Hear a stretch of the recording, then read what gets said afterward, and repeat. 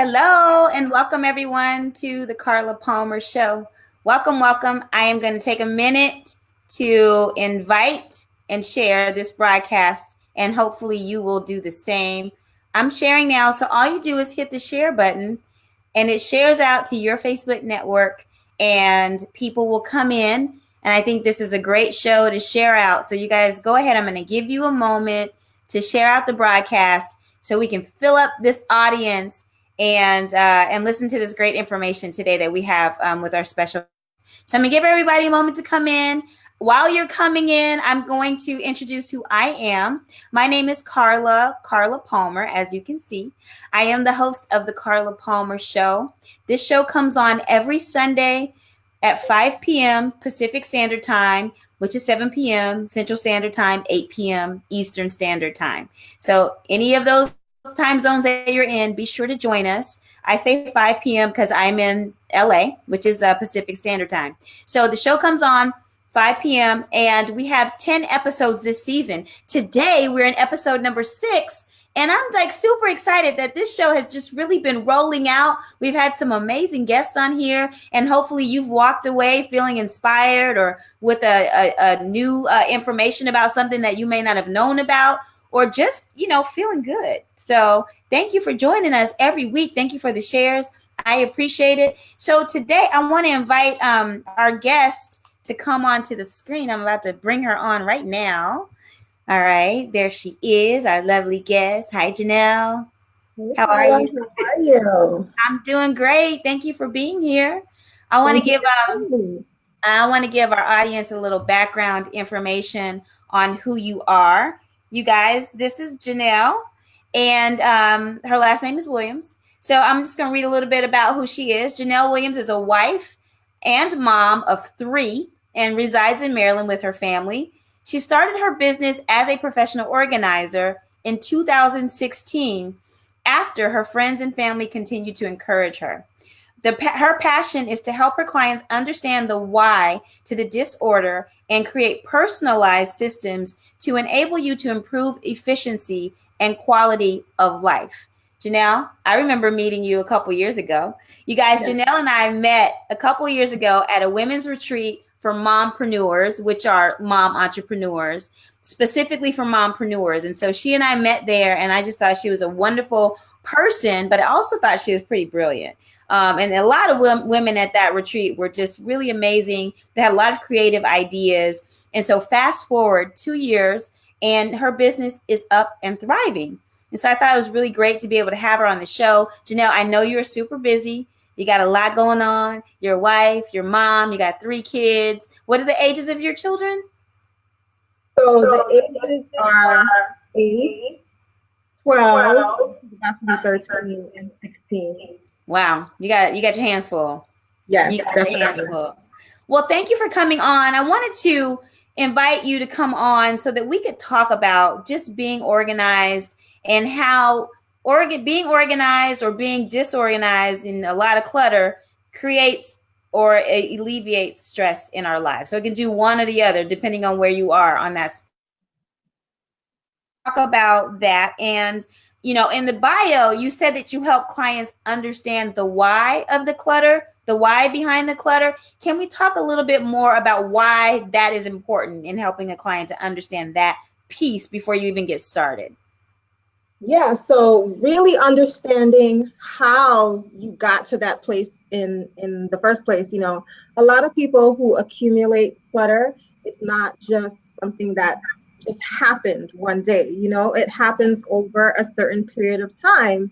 And, there are reasons why they got into that situation. It might have been something catastrophic that happened in their life. It may be they've changed jobs. It may have been, they added an additional amount of children. They may have moved, different things like that. And so understanding how they got into that place in the first place is really necessary so that I can help them to move on from that place. Because if we don't understand the why, then even if I come into your home and I do what I do in organizing it, we're going to go right back into that situation again because you don't understand why you got there in the first place. Yeah, I totally agree. I mean, it's the same with weight loss. You know, I'm into health and fitness. And if you don't understand why you want to lose weight, the minute somebody brings some cookies in the kitchen at work or invites you to go for drinks and pizza, you're like, okay, never mind, workout. I'll see you next week, you know? So really understanding that why and everything that we do, I think is a really, really important piece to success in everything that we do. So let's talk about clutter and organization and how those two things relate to stress management.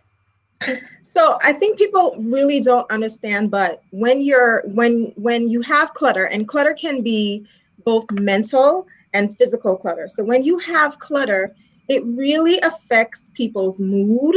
It affects your self-esteem. I don't think we understand how much of an emotional drain that having clutter has on us. You know, for instance, it actually hinders you, you know, from being able to complete simple tasks because you get anxious, you get overwhelmed by the things in your environment. And because of that, it kind of hinders you from being able to go through life normally and complete simple tasks, simple everyday tasks that each of us have to do. It kind of hinders you from that. So really, you know, once we're into the phase of clearing the clutter, it opens up a whole new world, a whole new lifestyle for those people to live, because having that clutter really can make you anxious and kind of helpless, you know, in your everyday life.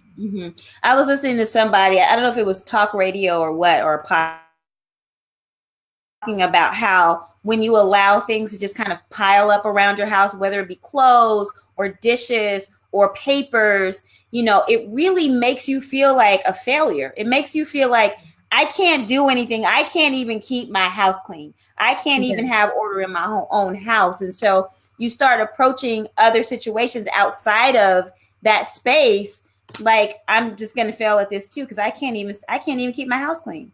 You know, and it's not this like thing that you're really like conscientious of. It's there. It's there because that's how your space looks. So totally agree with you on that. So you were saying that clutter isn't just stuff in your house, right? It could be, what else could it be? Your laptop? Oh, yeah. I think people fail to realize that even social media, you know, at times can be clutter and can overwhelm you and can take over your life so much that, you know, it takes you away from things that you need to focus on and things that you need to do. So it's not only the physical things in your house. I think people also forget about the mental clutter, that type of things like email, you know, like the files in our computer, whether it's at home, whether it's at work, that sort of stuff is also clutter. It's not just the physical stuff. And like I said, social media, and sometimes we go through catastrophic things, like I was saying before, in our lives. And that also kind of takes up that mental space in our head and kind of hinders us from being able to just live normal everyday lives and kind of hinders us from being able to do tasks. So mental clutter is just as bad as physical clutter. And it's something that we have to address as well in order for us to, you know, to not feel as overwhelmed and not be as anxious. Yeah. Would you say that even like for me, sometimes I'll have to go into my settings and turn off some of the notifications because of that urge to go and check when I hear the little ding, like Facebook has a message or Instagram has a new like. So I had to go in and I had to turn off those notifications because it was distracting me. And when you get distracted, then you can't really keep order if you're being pulled in all of these different directions. Exactly. And I think that people don't realize that. Like for me personally, I don't have Facebook notifications. Sorry, guys. I don't have Facebook notification, Instagram notifications. I turn a lot of those things off. I also use an app called WhatsApp to communicate with family. I've turned off the notifications for that because, you know, a simple task as sitting down and trying to write an email, and then you're getting ding, ding, ding, ding, ding from everywhere. And when you're paying attention to every single ding, you get distracted from just doing that. You know what I'm saying? So I think people have to realize that it's not only it's not only the stuff that's around you, it's your computer, it's your phone, it's all the things that keep you from being able to do what is necessary for you to do.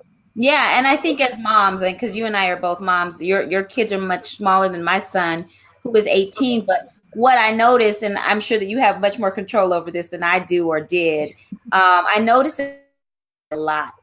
And he's in school, he's in college, he works, and sometimes I just see him like on the phone, just scrolling and scrolling and scrolling and going to the computer, and it's not homework. It's not homework. And so I'm just like, you need to set aside times to do that. And then you need to refocus on what it is that you need to be doing that's going to help you move your life forward. So this topic is not just for adults. I feel like this can help anybody. It can help children. It can help moms. It can help dads. It can help anybody, because clutter affects everybody's life. A kid not keeping their room clean, So I think that everybody should take some tips back to their families who are listening today, because it's a really important topic that could literally change your life.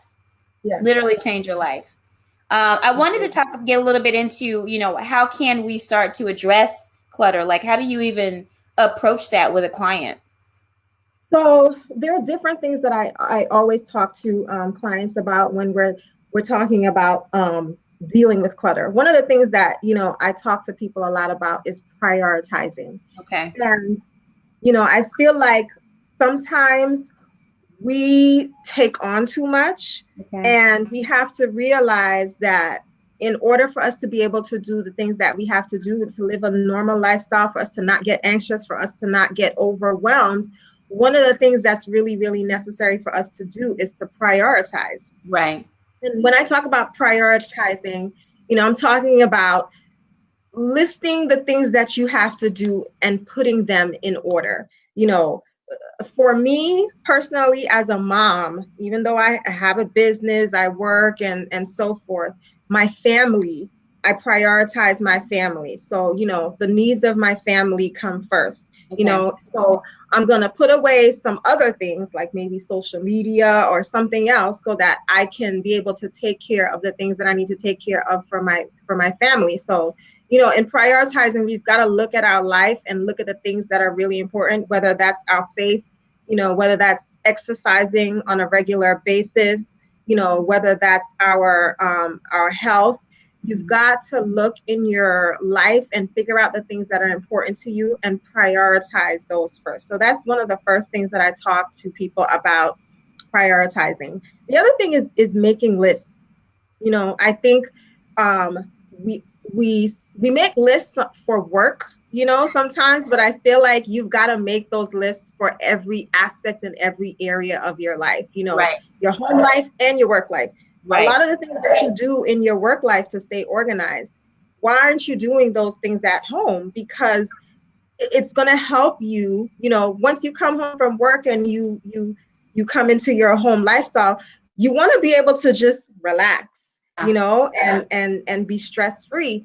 And so making lists of the things that you need to do, the things that you need to get done on a daily basis, the things that you need to get done on a weekly basis, things that you need to get done quarterly, monthly, yearly, really helps, when we're talking about organization. And I feel like people don't really realize that that's one of the things that they need to do is you got to make lists. Lists are not just for, completing tasks at work. Mm-hmm. You need to make lists at home as well.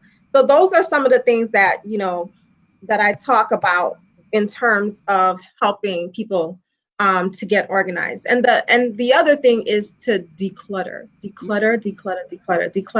often. I advise clients all the times that they should be decluttering often. Wow. Very, very often. What's often? So, and I feel like, just like we schedule and prioritize everything in our lives, decluttering is something that you have to schedule as well. And so with me, I kind of do it on a monthly basis. But if that is too much for you, then I would definitely do it on a quarterly basis. Okay. Every couple of months, you need to be going through your things and seeing what don't I need anymore? What haven't I used? What doesn't serve a purpose in my home anymore? And then kind of removing those things from your life. If you don't want to do it on a quarterly basis, then another suggestion that I have is doing it whenever the seasons are changing, because that's, also a good time to be looking to remove things from your home. I know, because I'm Caribbean, so in the Caribbean, what do you call it? In the Caribbean, what a lot of the women do is they change out curtains and different things in their home. They might switch out furniture and do different things like that. So I think, with the changing of the seasons, when they're doing that, you can also look and see the things that, in your home that may not be serving you a purpose anymore, that may not fit, that don't fit in with your lifestyle anymore, and try to get rid of those things. So decluttering often is very important when we're talking about, getting organized. So talking about decluttering, it sounds like it's something that, I can do that, and then becomes the task, right? You get into this thing, this mindset, okay, I'm going to declutter. And then I'll use myself as an example. So I moved about a year ago. Right. That I had been in for 15 years. All right. I had been in there for 15 years, and I was not a person who decluttered on a regular basis. So you can imagine the amount of things that I amassed over the years, right? Yeah. So what happened was I started to say, okay, well, I'm going to have a yard sale, or I'm going to get rid of some things. And as I started to look at things that I thought I wanted to get rid of, the perceived value of those items, simply because I knew that I paid $200 for those jeans, or I knew that I paid X amount of dollars, for that handbag, not even taking into appreciate seasons change, items change, designers change, things don't even look the way that they looked when I bought that thing like 5 or 6 years ago. And so it makes it really difficult to start to get rid of stuff because you're emotionally tied to it, or you have this perceived value that may not be real because of the depreciation of an item. Just maybe like heirlooms, or maybe things that have sentimental value. When you start to take all of these things into consideration, I think the task becomes a little more difficult or challenging, because there's not a Janelle there saying, no, why do you want to keep this? And really working through the reason, getting to the root of the why do you think you need to hold on to this, and making it make sense to get rid of. I said a lot, but I think you heard what I was saying, right? Yeah, I understand what you're saying. And I find that with a lot of my clients, the number one thing is really accountability. Okay. You really want to have that person there saying, hey, you might not want to keep this. Right. What purpose, and when you're held to the fire to say, what are you going to do with this? Right. It doesn't matter that it costs this amount of money when you purchase it. What is the purpose of it in your life now?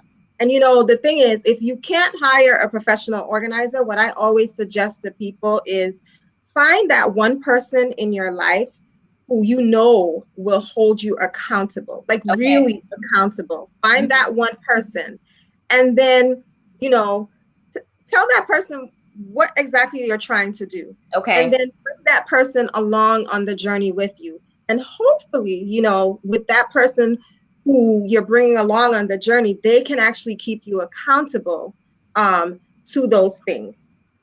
But yeah, I totally get it. I go through that on a regular basis with my clients. The one thing I will say is that, somebody has to come. It's also about mindset, and, that you've come to the realization that it's time for me to get rid of certain things. And so when you've come to that realization, when you get to the point where you're just frustrated and you're overwhelmed and you just want to get rid of stuff, when you have somebody come in there and is working with you, you're getting rid of stuff. You're getting rid of stuff because, number one, you've paid your money, to that person to come and help you. And you're not wanting to live that lifestyle anymore. You're just wanting to de-stress and get rid of things. And so it makes it much easier for that person to let go of things. But yeah, it's extremely hard when you're emotionally tied to something to get rid of things. And that's why I feel like accountability is extremely important in that aspect. Find that person that you know will hold you accountable and can walk that journey with you if you're not going to hire a professional. So when is the time to hire a professional? Like, when does a person have to say to themselves, okay, I need professional help? You know, I think when you get to the point where you're completely overwhelmed, if you've tried all the steps, you know, to do it for yourself, if you blocked out the time to take care of the situation and you're still finding that you can't, you just can't, you can't attack it, that you can't, you're not able to do it on your own. And if you have that person who you're trying to be accountable to, and you find that even with that situation, in bringing them along with you on the journey, that you're still not able to get rid of the things, I think it's at that point in time, it's really important to seek professional help. And something else that I need to mention here is that we also have to realize that, you know, clutter can get to the point where it turns into something that you really need to seek medical advice for, Like, you know, like hoarding. Yes, it definitely can get to the point where it's beyond, you know, you being able to help yourself. It's really a situation where you have to seek professional help from a counselor, you know, for that. And in working with the counselor, you can also work with a professional organizer. But I think when you get to the point where you're just completely overwhelmed, you've tried to do it over and over again, and it's just not working, and you really don't know where to start, that's the time that you need to seek professional help. I agree. So I saw a couple questions. I have Eric Shamp in here, and he wants to know, are there any tips for parents with smallish children? I have 4 tiny tornadoes.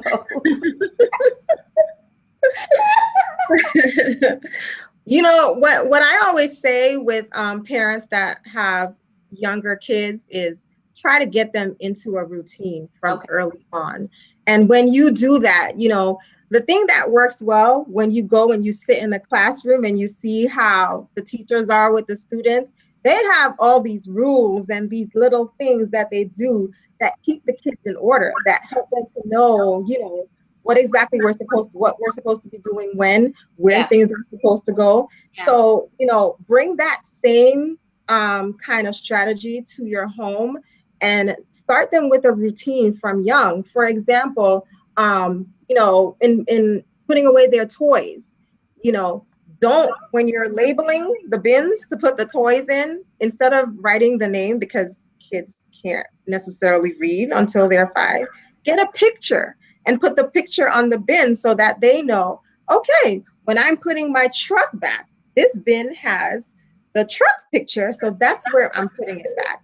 And then you're practicing with them on a daily basis. You know, when they throw everything out, you know, this is where we're going. This is where we're putting it. We're putting it back here. We're putting it back here. And I think also at that age, you can start them young with lists, you know, little to do things, little tasks around the house. And that really, it helps them with their independence. It helps them with their self-esteem. You know, look, I'm doing something, you know, I'm accomplishing something. So I think really getting them in a routine from when they're younger, it really, really helps. Okay. And then, so what if somebody, this is an interesting one for me, because I don't have a partner or a husband. So what if there are couples, right? People who are married or people who may be cohabitating, and one's messy and one's neat. How do you work through that? So, you know, here's what I always say in terms of that.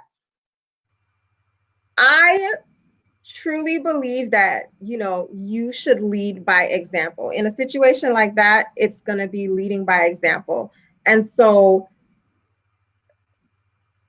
it's a behavior thing. You know what I'm saying? It's a behavior thing in terms of sometimes the one that is more the neater one will have to kind of carry the load for a little while in helping that other person to be neat until they get to the point where they can do it themselves. So let me give you an example. For example, if your spouse or your significant other or whoever you're living with is somebody who doesn't necessarily put things into the, what do you call it, the dirty basket when it's dirty, then I would label it, put it in an area that's easily accessible, and put a sign or something that says this is where that goes. And then on a regular basis, let them see you taking stuff up and putting it inside there. And after a while it might hit them that, okay, maybe this is what I'm supposed to be doing. But I honestly, when I work with couples, I'm telling you, the number one thing that helps couples or people that are just living together, the number one thing is that helps is you create an area to put something, you label it, and you have a conversation with them. If they're not necessarily doing it right away, you do it for them. And eventually, after they've seen you do it a couple of times, hopefully, I've seen it work, then they'll react and start doing it as well. Yeah, I guess the fear would be just becoming an enabler. Because I can tell you as a parent, I didn't make my son do a lot of chores growing up, and I would have, because he goes to community college, so he's still at home, and he's not the neatest person, and sometimes I just get frustrated and I just start cleaning up, or I just start, he left oatmeal in the sink with the dishes, and I just start washing them. So I think I become a bit of an enabler instead of leading by example. There's a fine line, huh? There's definitely a fine line. And I think, that's where when we're starting with kids younger, getting them into a routine, creating that list. I think, parents get frustrated when kids don't do things a certain way. But have you explained to them what that way is? Have you created a system that's going to make it easy for them to be able to complete that task? Mm-hmm. And so I think when you implement those systems and you create you create something that says this is how you would like to see things being done, then it makes a difference, because we all have to follow rules and regulations somewhere. We do it if we don't want to get arrested. Right. We do it. We follow the laws and the rules and the regulations. Most of us, I should say most of us, because we don't want to get arrested. When we go to work, we have to follow certain rules. We have to follow certain guidelines. We have to do certain things because we want to get a paycheck and we want to keep our job. And I think, like I was saying before, we've got to bring those same things into our home. Like, I created a task kind of list, or checklist. And basically I said on the checklist, your room is clean when these things happen.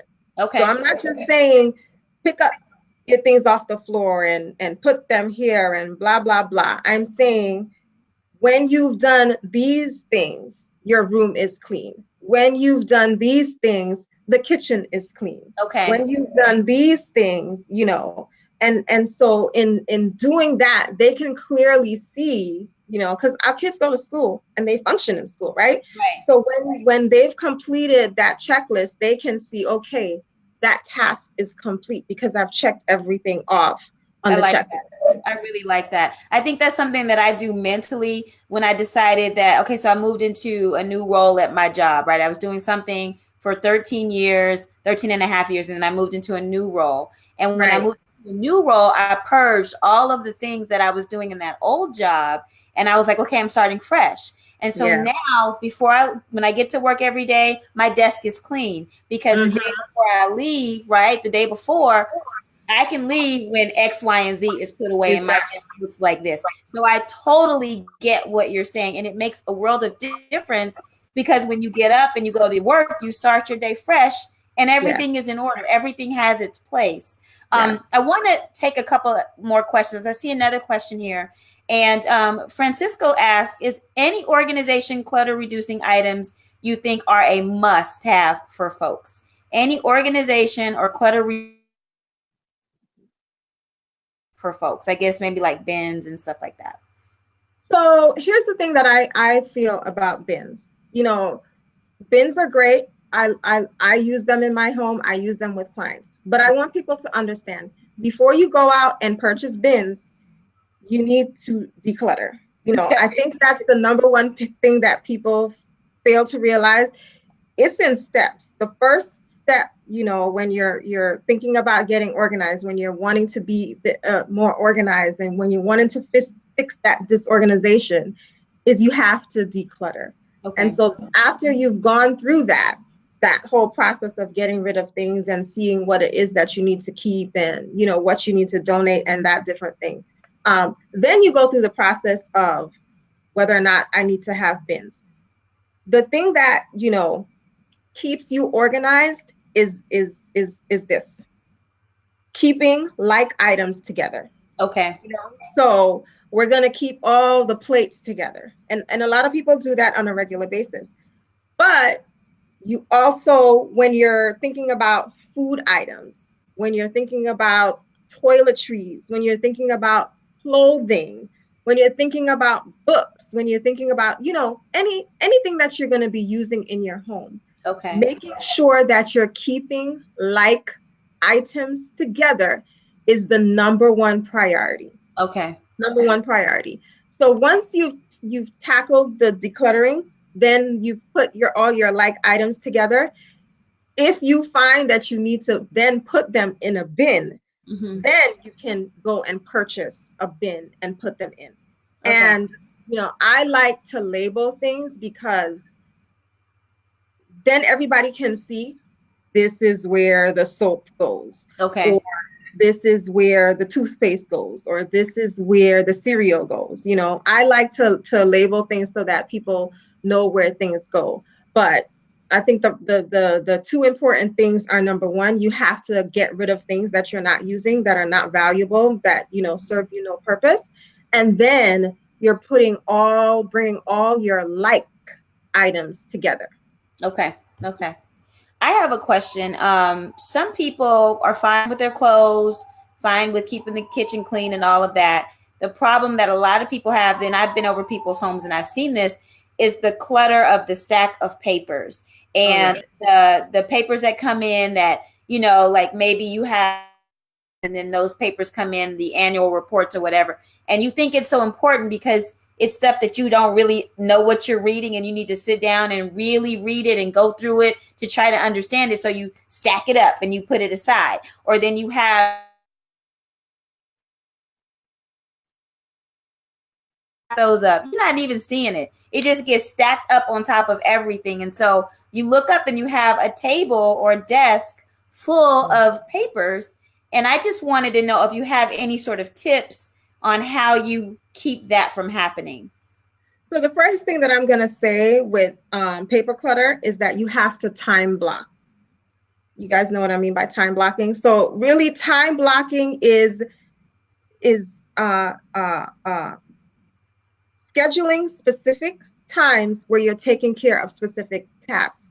Okay. And so with paper, you've gotta schedule the time to take care of it. Okay. So if you're not doing that, then it's always going to build up. You've got to say, okay, Tuesday at 6:00, I'm going to take care of my paper. So that's the first thing that I would say, is that you have to schedule a time to take care of that, because it's really important. Paper is going to pile up regardless, you know, so you must schedule a time.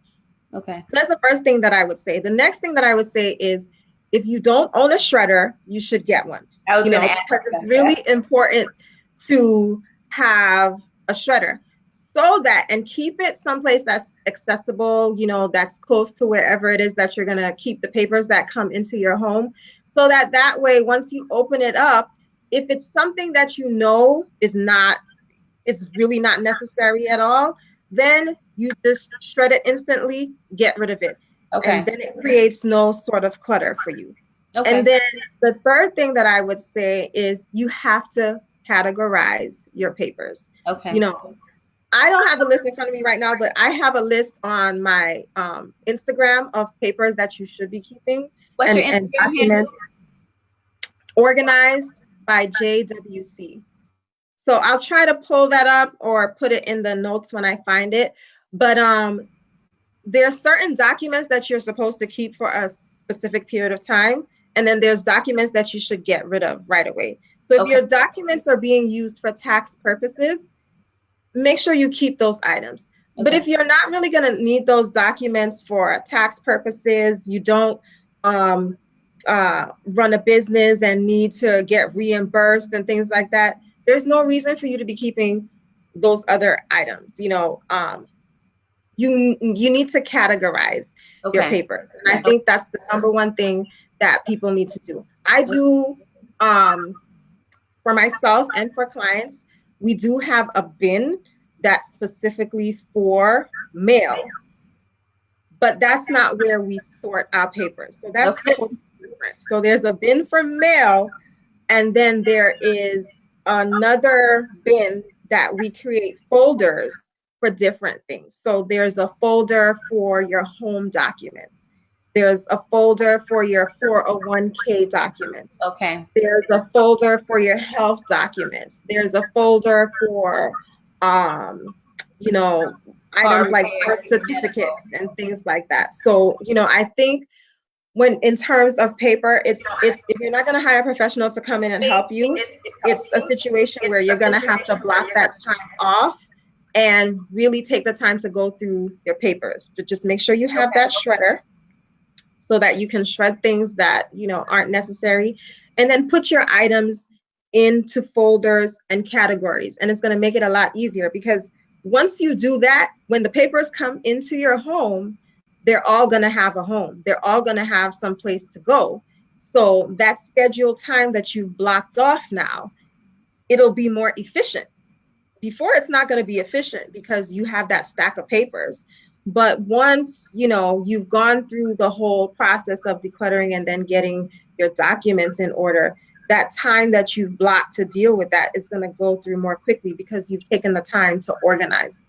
Yeah, I agree with the system about, having those different folders where things go. I just started that a couple years ago, and it has been a lifesaver, because I get stuff out when it's time to get thrown away, or when the new statement comes in, or whatever I'm keeping, or if it's been this many, months or years, I throw it away. So it works out nicely. I want to give one more question, because we do have to end at 5:40. So Jonathan Palmer wants to know, when do you know when to let something go? I hold on to things way too long. The one thing that I will say is, when it no longer serves your purpose, when it no longer brings you joy, as people would say, when you just feel like there's no point in having it, it's not serving you a purpose, you don't really feel like it's going to be used, that is when I would let that item go. Okay. Yeah, I agree. Well, Janelle, I want you to share with everyone where they can find you, just so they can, follow you on Instagram, or if you have a Facebook page, that's a business page, or a website. Please share where they can find you, in case somebody wants to work with you, what your services are, or where they can find those services that you offer. So my Instagram handle is organized, the word organized, by JWC. It's all one word. I share a lot of information on there.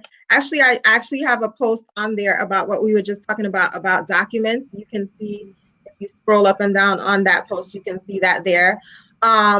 On Facebook, you can find me at Janelle Williams, Professional Organizer. And I share kind of the same things there that I share on my Instagram. Sometimes I'll put up articles there that are very helpful. And if you would like to book a consultation with me, my consultations are always free. You can log on to my website, JanelleWilliamsConsulting.com. And there you can sign up for a free consultation and we can have a one-on-one conversation. Janelle Williams Consulting? Yes, Janelle Williams Consulting.com.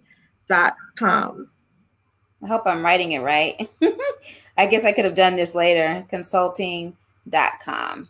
Yes, ma'am. Okay, JanelleWilliamsConsulting.com. And then we have the Facebook, which is Janelle Williams Professional Organizer. And organized by, is it organized by? Yeah, organized. JWC is your Instagram? Yeah. All right, so we'll post that. So everybody has those different pages where they can find you. Anything else you want to close with before we go?